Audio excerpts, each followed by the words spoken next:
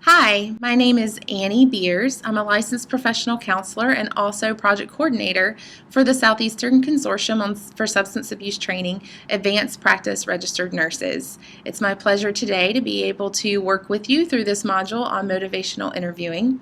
And at the onset, I would just like to acknowledge and thank my co-authors who are also mentors and trainers of mine, Mr. Alan Lime and Dr. Sylvia Schellenberger, and would also like to acknowledge our funder for this project, SAMHSA.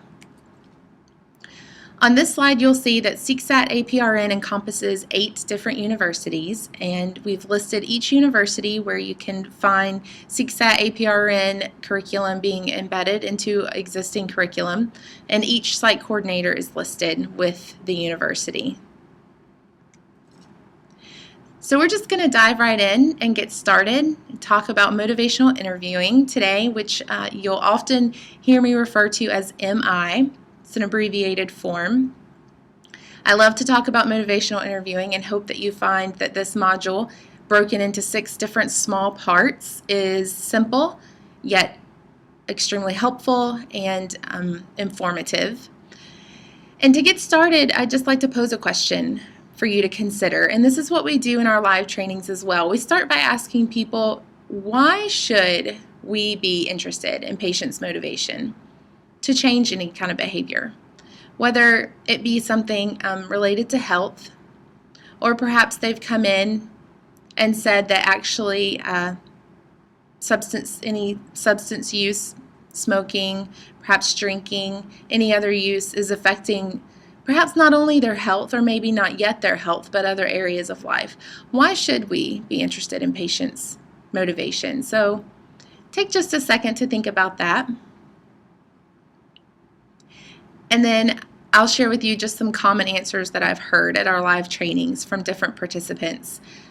Certainly the answer that's most common is, well, we should be interested because it's the patient's own motivation that's really going to be sort of the fuel behind what actually makes a person change. So if we as clinicians, or those of us in the helping field, can tap into why is it a person wants to change, what sort of benefit do they see occurring because of the change, and use that then in conversation with them, we serve then as an extra catalyst for just helping them build then the reserve to actually make movement towards those changes. So perhaps you've been able to come up with some other reasons, even if that may just be cohesion or rapport with your patient, just to be able to hear from them what their motivation is.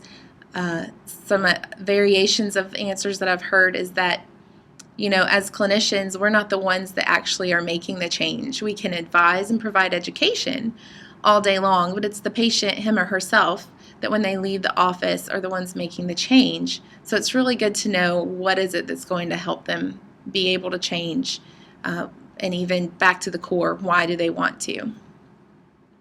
So moving on from the question of why should we be concerned about our patients' change, perhaps it's also helpful to think about what are some of the reasons we're aware of that people do change, and on the other hand, why they don't. So take a minute just to think about that. What are some reasons that you've been aware of, some strong or perhaps some more common reasons why people tend to change? Or why is it that you've made a change for yourself in the past?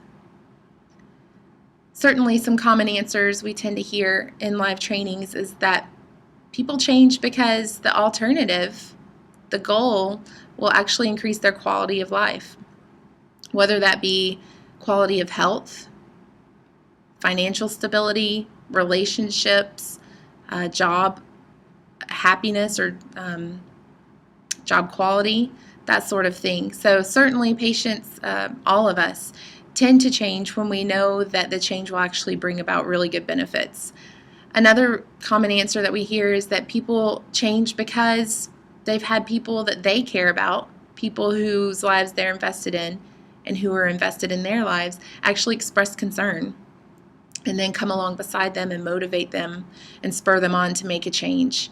Certainly yet another reason would be that patients or people are aware then of resources. that for the first time it actually seems that change is possible because they've been made aware of one perhaps coach or one program like Weight Watchers comes to mind as something that could actually help them make the goal and reach the goal that they've been struggling with actually reaching in the past. So on the other hand, what are some common reasons that come to your mind of why patients that you encounter don't change? With this one, I don't even have to think about it. Typically at live trainings, we hear people don't change because it's hard. That's certainly been the most popular response, and it certainly can be. Change is stopping the status quo and turning an about face a lot of times, and we don't really know how then things will turn out. So there's some fear there with change, and which makes it difficult. Another reason people don't change perhaps is because they lack the support or they lack the resources or even the education. So it's good, I think, to hold those questions in mind as we move forward to begin to define what MI is and why you would use it with your patients to actually help motivate them to make a good behavior change. So in this module, the objectives are to define motivational interviewing, which again I'll refer to as MI, to discuss the spirit of MI, describe 4 principles that sort of underlie or set the foundation for motivational interviewing, and then to also demonstrate the core skills of MI. And so to just begin right off with meeting the objectives with the definition, you'll see here there's a picture of the most recent edition of motivational interviewing, authored by Dr. William Miller and Stephen Rolnick. Motivational interviewing is a patient-centered directive method for enhancing intrinsic motivation to change by exploring and resolving ambivalence. And as we move through this module, you'll see how different sections of that definition actually come into play, how MI is definitely patient-centered and how that is, how it's directive, and then certainly how it actually works by exploring and resolving ambivalence. So just to wrap up this first section here with a quick review of what you've actually heard so far. First question being, what are some of the reasons people don't change? And we discussed that often it's just really hard. People are often ambivalent because the result of change is unknown, and often just how you're going to get to the change is unknown. So it tends to be hard and keep people stuck. Why should the motivations behind our patients' behavior concern us? Again, because it's the patients themselves who are responsible for making the change, and we can't make it for them. So perhaps it's not our ideas or our education or resources that are going to be most beneficial, but it's actually the patient's own reasons for why they would even consider change. And then thirdly, how does the patient-centered directive method of MI enhance our patients' motivation to change? And we just read from the definition of motivational interviewing that it's by exploring and then resolving a patient's ambivalence. So thanks for sticking through this first section with me, and stay tuned for section number 2.